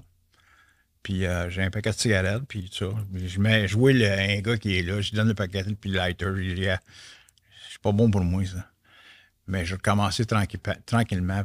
J'avais déjà commencé à partir de la première cigarette. Mais je vais te ramener avant cette histoire-là, puis tout ça, justement, là, les 12 vols qualifiés en 2008, là, parce que là, tu es encore dans la consommation, fait que tu fais des vols qualifiés, le voleur qui s'excuse. Moi, là, aussitôt que j'ai fait la première vol qualifié, là, je me suis dit, qui me pogne pour 1 ou qui me pogne pour 100, ça ne changera pas la sentence. Avec les antécédents que tu as, que tu te fasses pogner pour ça. Ça ne changera pas la sentence. Fait que j'en faisais. Puis même quand ils m'ont arrêté, il y en a que j'ai fait, puis qui n'étaient pas dans le lot. Puis là, j'ai dit à mon avocat, j'ai dit, il en manque. Fait que là, il dit, gars, ils n'ont assez. Ils n'ont assez. Hein. Puis regarde, on va plaider sur ceux-là, là. Puis ils ont closé le dossier, eux autres. Fait que finalement, 59 mois qu'ils m'ont donné. 59 mois. 69 mois. 5 ans et 9 mois. Plus, j'ai fait 8 mois à Bordeaux qui étaient supposés de compter en double, mais ils ne l'ont pas compté. Fait que 69 mois à partir de ce jour. Puis quand je suis sorti dans le bullpen, là, après ma sentence, là, j'ai dit merci, mon Dieu. Juste ça que j'ai eu. Puis je te promets que j'en ferai plus. Je n'ai jamais refait. Je n'ai jamais refait à partir de ce moment-là. Puis... Fait qu'il y a eu l'histoire avec ton gars. Tu es encore en maison de transition. Puis c'est à partir de quand tu as arrêté de consommer? Quand je me suis fait repogner en 2008. En 2008. Et cette sentence-là là, qu'on parle. Oui, c'est la dernière. La dernière. T'as-tu consommé pendant ta consommation? Pendant ta... Non, c'est mes chums, quand je les appelais dehors, ils disaient, Chris, t'es cave. Il dit, moi, à ta place, si Chris consomme en dedans puis il ne consomme pas dehors, Chris, c'est bien niaiseux. Ben oui, c'est vrai, je suis niaiseux. Mais tu sais, tu te vends des... Ben, c'est parce qu'en dedans, c'est tellement rare puis c'est tellement cher Cher, oui, surtout. que moi, j'ai pas personne là, dehors, un papa et une maman que je peux appeler puis dire dépose Full de 100 cantine, puis ouais, c'est ça. Dépose 100 pièces à un tel, puis dépose 100 pièces à un autre. Puis, tu sais, il y en a qui font ça, là, ils ont leurs parents, puis ça va bien, là, en prison, là. Il y en a que ça va mal, parce que des fois, là, elle décide de ne plus payer, puis là, tu es embarqué. Fait que qu'est-ce que tu penses qui arrive, toi? Moi, quand j'étais à Donnacona, là, à un moment donné, là, je regardais le monde qui passait dans le passage, là, puis il y a plus de monde sur la protection que de monde dans la population. Ça va pas bien. Tout le monde se met en protège, ils ont peur pour leur sécurité parce qu'ils ont trop de dettes. Ah ouais? On peut vraiment les voler. Mais si tu marches droite, les arrêts. Moi, aujourd'hui, là, pour peut-être clore un petit peu qu'est-ce qui va se passer, les derniers bouts, là. Aujourd'hui, moi, là, je parle de mon travail. Je fais du cuir, j'ai une shop de cuir à la maison. Ouais. J'ai fait du hobby à partir de l'âge de 12-13 ans, quand j'étais au Mont-Saint-Antoine. On faisait, tu sais, il y avait une espèce de bout de bois là, avec un V, là, puis on coupait du bois. On collait des patrons avec une patate sur une planche de bois, puis c'était des Genre de stencil. ouais, c'est ça, on collait ça sur la table de bois, puis on découpait à l'entour, puis à l'intérieur, puis tout le kit, on faisait des belles lampes chinoises, des affaires comme ça, là. Tu travailles du bois, là, tu sais, j'ai fait des coffres à bijoux, j'ai fait toutes sortes d'affaires. J'ai appris à me débrouiller très jeune, à faire avec rien un peu d'argent, tu comprends-tu? J'ai été un gars qui... Le système D, là, je l'ai très développé. J'ai commencé jeune à Blue Bonnet, c'est que les... C'est la même chose. J'ai le système D très développé.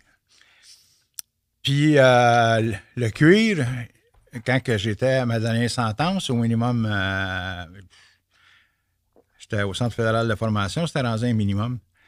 Puis là, à cette heure, ils ont mixé ça. C'est rendu medium level, minimum. Ils ont fait une hey, moi, la prison aujourd'hui, là. Plus jamais je vais retourner là-dedans. La seule chose qui pourrait m'arrêter aujourd'hui, là, c'est d'avoir fait trop de ceintures d'une journée. Parce que la police m'arrête des fois, moi. Puis il regarde mon dossier, il dit « Ah, monsieur Posé, vous êtes donc bien tranquille. » Ben, je dis « Ben, monsieur Posé, il est rendu trop vieux. Monsieur Posé, là, il n'a assez fait de cette niaiserie dans sa vie, là. » Monsieur Posé consomme plus. Je consomme plus. Je suis capable de me promener le cul, puis j'ai appris à économiser. J'ai un loyer. Ça fait 8 ans que je reste à la même place. Hey, j'avais jamais pensé ça avant. Moi payer 850 pièces de loyer, là, 10 ans, 15 ans, là, un 4,5, c'était 450. Un 3,5, c'était 350. Dans mon temps.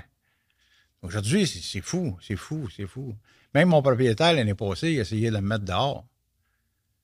Puis il essayait parce que j'ai encore ma pièce où que je travaille, mon hobby. Lui, il disait que c'était une shop quasiment industrielle, puis ça rentrait chez nous, pareil que chez Walmart. Je me suis battu à cause, j'ai pogné un avocat, je viens ça de pas te payer, mais ça me dérange pas de payer quand que je vais avoir raison, puis que je m'en vais contre un plus gros que moi. Il y a eu de les fous, mon propriétaire, puis j'ai gagné sur toute la ligne. Fait que c'est ça. Fait que aujourd'hui, je suis stable. Autant j'ai été irresponsable, puis que je connaissais rien de la vie, autant aujourd'hui, je peux être responsable. Mes comptes, aussitôt qu'ils arrivent, là, c'est tout de suite, puis on n'appelle plus. Je paye tout de suite, on n'appelle plus. Mais avant, j'aimais mieux me geler, puis boire, puis donner de l'argent au propriétaire. C'est moi l'argent, ça, Steve. Je comprenais pas. Aujourd'hui, je comprends. Je vais te poser une question. Je t'en ai parlé un petit peu tantôt, puis il y a peut-être des gens qui t'écoutent, puis qui sont, c'est cool ce que tu fais, ce que tu vis aujourd'hui. Il y a peut-être des gens qui vont poser la question parce que tu as un collier avec un pendentif, tu as un chandail support 81. Ouais. Pour les gens qui ne savent pas, le 8e lettre de l'alphabet est un H, la première est un A, H-A. Je pense que je n'ai pas besoin d'aller plus loin que là. Sinon, c'est ça, faites vos recherches. Ouais, c'est ça. Peux-tu te poser la question pourquoi est-ce que tu portes des trucs Comme ça? Support Hells Angels? Parce que c'est eux autres qui m'ont aidé, sans le vouloir, à devenir ce que je suis aujourd'hui. Parce que même quand j'étais en prison, j'étais à Archambault, à un moment donné, je me promenais avec quelqu'un, je me promenais, puis il disait, André, il ne faut pas qu'on soit trop souvent, ils vont te marquer affilié. Parce que tu te tenais avec des gars, Moi, c'est ça. des patchs en dedans. Puis là, le screw, il l'a entendu, puis il a dit, ça fait longtemps que c'est fait. Puis j'ai toujours, tu sais, c'est des personnes qui sont, même si c'est des bikers, c'est des gars, moi, je respecte, c'est des gars droits, c'est des gars qui font leurs affaires. C'est quelque chose que j'ai dit souvent ici, puis je vais le répéter, souvent les criminels de carrière, c'est souvent c'est des protecteurs, c'est des bonnes, outre le crime, en dehors du crime, je veux dire, en tant que personne humaine, c'est souvent de très bonnes personnes, des protecteurs, des... Ouais, ça. Puis, tu sais, moi, aujourd'hui, même s'ils m'arrêtent, tu sais, puis ils me disent, tu t'habilles de même? Ouais, puis, tu sais, j'ai pas de compte à te rendre, moi. Le seul là, qui pouvait dire qu'elle m'habillait, là, c'était le screw quand j'étais open. Il fallait que je m'habille en détenu jusqu'à 4 heures. Puis après ça, je pouvais mettre mes habits de rue, qui appellent. Mais j'ai pas de ça. Il n'y a jamais personne qui va me dire quoi mettre ou quoi pas mettre. Puis tu me parlais de Crate, tu travailles le Crate, tu fais des ceintures, puis c'est ça. Puis, ça, c'est une affaire. Tu fais beaucoup d'articles pour eux autres, c'est ce que tu me disais ben, aussi. C'est ça. C'est parce que moi, qu'est-ce qui est arrivé, c'est que en 2012, quand j'ai eu mon accident, je travaillais au CHUM à Montréal. OK. J'ai fait le CHUM, j'ai fait le CUSUM, j'ai fait le Musée des Beaux-Arts, la Place des Arts. Tu faisais quoi? Tous les plus gros buildings à Montréal. Je suis vitrier. En vitre, OK. C'est juste pas... C'est ça, je savais que tu vitrier, mais ça... Je suis vitrier. Moi, t'es encore là-dedans. Là. Moi, toute ma valorisation d'homme, c'était mon métier. OK. Quand je travaillais sur un building, puis je voyais le building là, qui montait, puis qui montait, puis qui montait, là, bien, la fierté en dedans de moi, ça montait, parce que... Puis moi, je travaillais dans les swings, dans les airs, là, tu sais, comme les laveurs de vitres. Mm-hmm. Je travaillais là-dedans, au grand vent, l'hiver comme été, puis ça a été pour moi mon gagne-pain. Puis c'est drôle, parce que quand je te le disais, c'était dans les années 81, là, j'ai appris à couper du verre. Là, Mm-hmm. En prison. En prison. C'est à partir de ce moment-là. Je savais pas que c'était pour devenir vitrier, par exemple. C'est à partir de ce moment-là, j'ai appris, parce qu'il demandait à un gars qui travaille à faire des tables en vitre, des tables, des cubes pour mettre des pots de fleurs, des horloges grand-père qui, tu sais, tout en verre. Je travaillais dans une compagnie comme ça. Fait que ça m'a permis d'avoir ces cartes de compétences-là, coupeur de verre.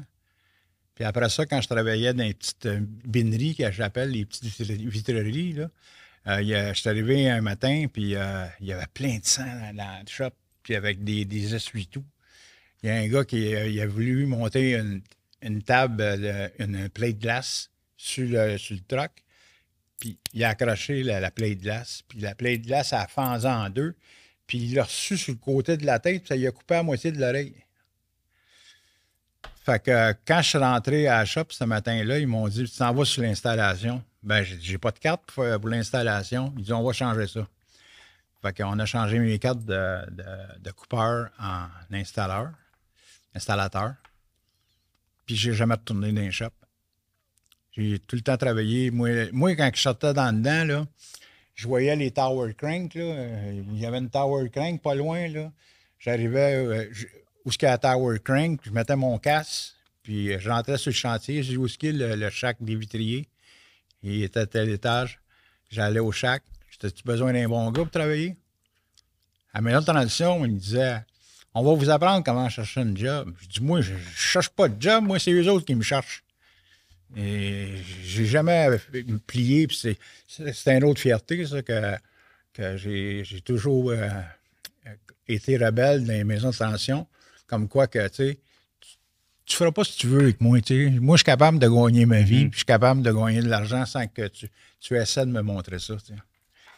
Fait que c'est ça, tu sais. Puis aujourd'hui, Le cuir, ça a fait... Là, tu parlais d'un accident en 2012. Quoi? Tu me parlais d'un accident tu as dit en 2012, après mon accident. Ouais, c'est ça. On parlait de tes vêtements. Ouais, c'est ça. Là, j'ai tombé sur la CNESST. Dans ce temps-là, c'était la CSST. T'as du bonbon. Ah, c'est plein. Je te dis ça pour toi.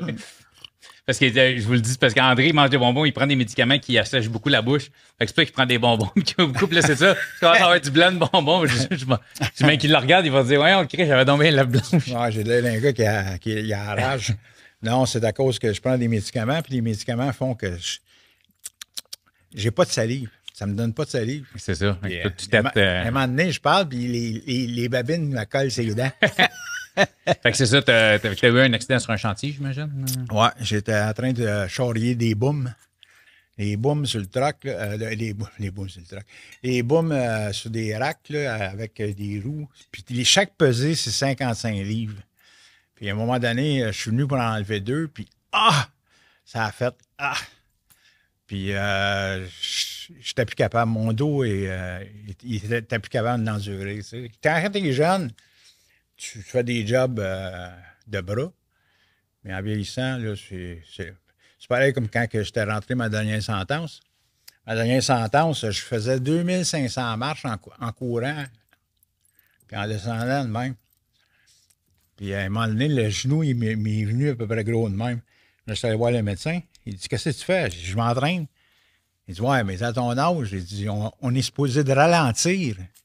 Ouais, mais je dis, moi, mon cerveau, c'est pas ça qu'il veut. Lui, il veut revenir à la même shape que quand j'étais jeune. Ben, ça ne reviendra pas. Fait que des fois, on apprend dans la vie. Hein? Des fois, c'est à la dure. Des fois que. Fait qu'après cet accident-là, il a fallu que tu arrêtes. J'ai arrêté de travailler. Puis quand je partageais dans une salle de meeting, j'en pleurais tellement que ça me faisait de la peine. Parce que je savais pas ce que j'étais pour faire, tu sais. Puis là, avec ce que je savais, que j'avais appris au pénitencier à faire des ceintures Harley-Davidson, faire toutes sortes de choses, j'ai décidé de faire des ceintures. Des ceintures, des portefeuilles. Puis là, il y a un gars qui est venu me voir avec une certaine ceinture. Puis il dit, André, es-tu capable de faire des ceintures comme ça? J'ai dit, je ne l'ai jamais fait, puis je peux essayer. Fait que j'ai commencé avec les premières. Puis plus que j'en faisais, plus que je devenais bon. C'est un peu comme l'annonce à la TV. Tu imagines-tu ton père, si ça ferait 80 ans, qu'il ferait des gâteaux? Puis tu vois tous les moineaux après le gâteau. Elle dit, ouais, là, t'es bon. C'est ça. Fait que j'ai pris de l'expérience, puis tout ça. Puis j'ai des commandes un peu partout. Je suis un petit peu fier. Je suis fier de ça, tu sais, que j'ai envoyé des ceintures en Suisse, en Italie. C'est ça, parce qu'il y a ce qu'on disait un peu, les vêtements que tu portes, c'est qu'il y a bien des gars qui te commandent, tu fais beaucoup de ceintures. Ouais, c'est ça. Tu t'emportes une, tu me l'as montré tantôt, justement. Fait que les gars, ils en vendent eux autres à travers la planète. Fait que tu as des clients un peu partout. Tu fais pas que ça, j'imagine? Non, je fais pas que ça. J'ai des gars qui viennent me voir des fois comme des étuis pour une carabine. Des straps de carabine. On va mettre, de toute façon, toutes tes infos vont être dans la description YouTube. Fait que s'il y a du monde qui veulent peut-être. Sur ton Facebook, mettons, as-tu un peu des images de ce que tu fais? J'ai une page Facebook. Tu as une page Facebook pour ça. Tu me la donneras, on va tout mettre. Si jamais vous voulez voir le travail d'André, puis en même temps, peut-être commander quelque chose. Si qu'est-ce qui est en demande de ce temps-ci? C'est des colliers de chiens. Ah, OK. Tu fais tout ce qui est en cuir, tu fais custom au complet. Oui, avec le nom du chien, dessus, la couleur. Je fais ça en 3D. Je découpe le cuir, je mets des lettres de métal, je mets la couleur arrière, puis c'est le collier de la couleur que tu veux. Tu sais, c'est comme ça. C'est un peu pour ça que tu arbordes des couleurs. C'est pas supporté pour le crime organisé, c'est plus pour ce que les gars ont représenté pour toi et l'aide qu'ils t'ont apporté. C'est des amis pareil, tu sais, j'ai des amis là-dedans, là, tu sais, moi... Mais dans le fait que tu supportes pas nécessairement le mode de vie, mais tu supportes les gars qui y sont puis ce qu'ils ont fait pour toi aussi. C'est ça. Tu sais, moi, les gars, ils fassent qu'est-ce qu'ils veulent, tu sais, puis je veux pas... T'es pas placé pour juger personne, de toute façon. Non, je suis pas placé pour juger personne. Puis, tu sais, qu'il m'ait donné une chance de, tu sais, de me parrainer, autrement dit, tu sais, dans ce que je fais. Puis, de me faire dire, moi, la plus belle affaire que tu vas me dire, c'est quand tu viens chez nous, c'est j'en ai une de tes ceintures, puis ça fait longtemps que je l'ai, puis elle est comme une neuve. Il n'y a jamais personne qui est venu se plaindre, puis il n'y a jamais personne qui est venu me voir. La qualité que tu fais. Oui, c'est ça. Moi, je fais des choses, mais de la merde, j'en fais pas. Depuis 2011 que tu n'as pas remis les pieds en prison. Oui. Donc, ça fait 13 ans, bientôt 15 ans, bientôt 14 ans que tu n'as pas mis les pieds en prison. Oui. À partir de quel moment, à ta sortie de 2011, que la consommation est complètement sortie de ta vie? Ben, j'ai été jusqu'en 2014. 2014, je n'avais pas consommé, ça faisait peut-être 6 ans. Oui. Puis, à partir de 2014, quand que ma vendeuse, elle me dit, elle dit, André, à partir d'aujourd'hui, plus de rapportage, plus de pipi dans le petit pot. Tu es libre. Là, ça a fait une cloche dans ma tête. Je suis libre. Je peux faire ce que je veux. Fait que là, je suis allé me chercher une bière. Sans savoir qu'est-ce que cette bière-là était pour m'apporter. J'ai voulu consommer, puis je pensais que j'étais capable de consommer comme un citoyen normal, puis tout ça, mais non. Ça a pris 4 ans, jusqu'en 2014. 2014, 2016? 2016. Jusqu'en 2016. Que j'ai plus que ça. 2018, va prendre 7 ans, là. 7 ans d'abstinence le 29 avril. En tout cas, je me souviens plus de quelle année, 2016, 2017. Je suis allé voir un de mes amis, j'ai dit non. Je dis là, je suis en train de perdre mon commerce, je suis en train de perdre mon nom, ma crédibilité. Je vais tout perdre, puis je vais me retourner en prison. Non.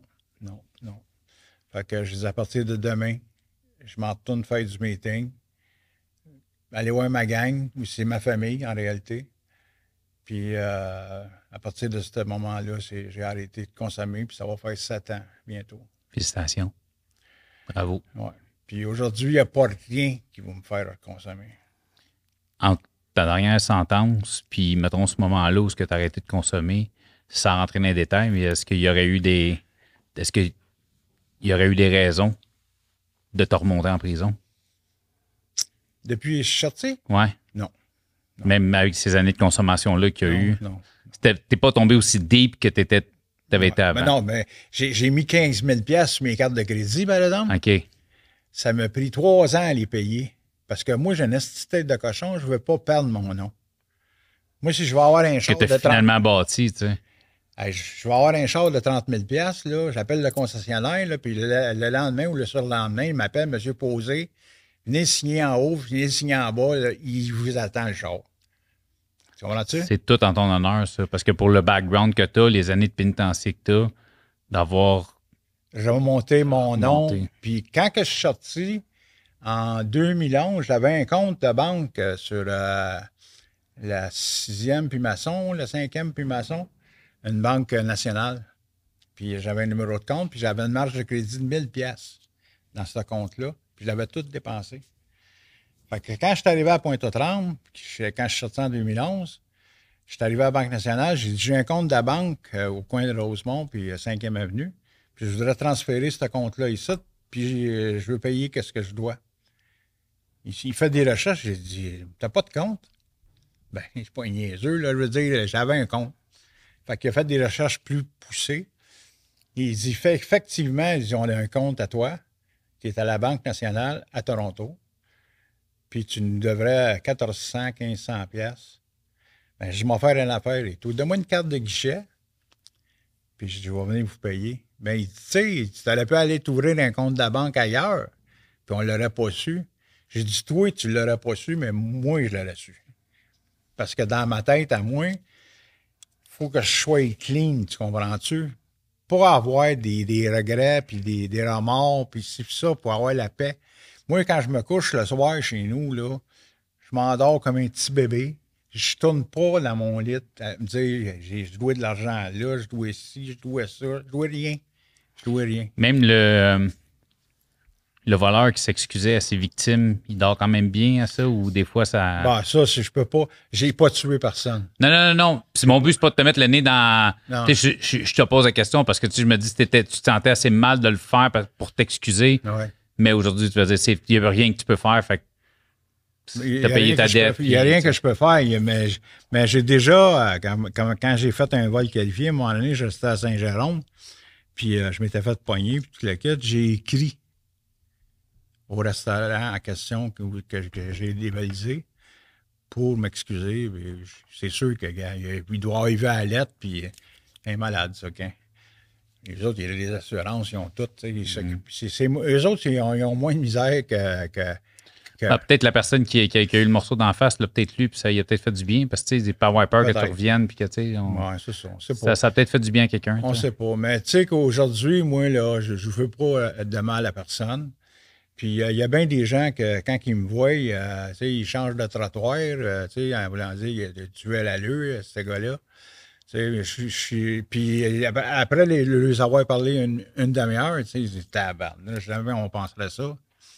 Tu sais, aujourd'hui, là, je suis vraiment quelqu'un qui est un citoyen. Je suis un citoyen. Avant, toi, tu étais un citoyen. Ouais, pas un citoyen, mais aujourd'hui, je suis vraiment un citoyen. J'ai un ticket qui rentre, je le paye. Je conteste plus, tu sais, qu'est-ce qui se passe dans mon entourage. Je suis assez intelligent que si je fais de quoi de mal, je vais le payer. T'es-tu craintif de toi-même encore aujourd'hui? Non. Je suis un gars qui est honnête avec moi-même, premièrement. Puis si je sentirais que j'aurais des besoins, j'aurais, tu sais, des fois des pensées négatives au niveau de la consommation ou quoi que ce soit, je suis entouré plein de membres. Tous mes amis qui sont autour de moi, c'est tous des membres AA, puis NA, CA. Puis ton fils? Mon fils, on a une bonne relation. C'est sûr que je peux pas donner ce que j'ai jamais eu. Tu sais, j'ai jamais été une personne qui a eu beaucoup d'amour quand j'étais jeune, tu sais. Puis des fois, je peux être avec quelqu'un, avec une femme, puis c'était bien frette. Ben, j'essaye de ne pas être frette, mais je suis faite comme ça, tu sais. Ça, c'est une affaire que c'est dur à apprendre quand on a manqué autant. Mais j'essaie de. Quand t'en as pas reçu, c'est dur à en donner. Hein? Oui, c'est ça. J'ai mis chum dans NA. Avant, j'étais craintif, tu sais, faire un hug, de l'école, tu sais. Mais à cette heure, tu sais, jouer mes chums, je suis content de les voir. Puis, non, je suis pas craintif à ce que je fais.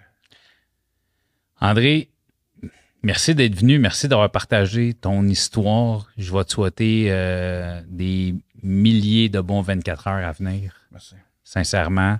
Merci d'être venu. Merci d'avoir partagé cette histoire-là, ton vécu. Encore une fois, une preuve qu'il n'est jamais trop tard pour baisse pas les bras. Jamais. Tu sais, tu vas avoir 68 là, au mois de décembre. Là. Ouais. Fait que tu sais, tu veux dire que début soixantaine, tu as décidé de te reprendre en main solide, tu sais, malgré les... Tu sais, il y a eu des moments mieux, il y a eu des moments plus rough, tu sais, malgré la prison, le peine, tu as été capable. Ouais. Ça a été long, mais c'est pour ça de dire, faut pas lâcher notre monde. Non, faut pas que tu lâches. Faut supporter, puis faut jamais se dire qu'il est trop tard, t'en es la preuve vivante. Tu as des creux, des fois, qui sont durs à passer, mais si tu es bien entouré ou si ton entourage ne trouve pas d'aide là, il y a toujours une place que tu peux aller. Aujourd'hui, il y a des organismes pour tout. J'ai envie de te poser une dernière question. Avec tout ce que tu as vécu dans ta vie, est-ce que mettre fin à tes jours a déjà été... Ouf. Ah oui, souvent. Souvent. Ça, ça a été une bébête que j'ai combattue assez souvent.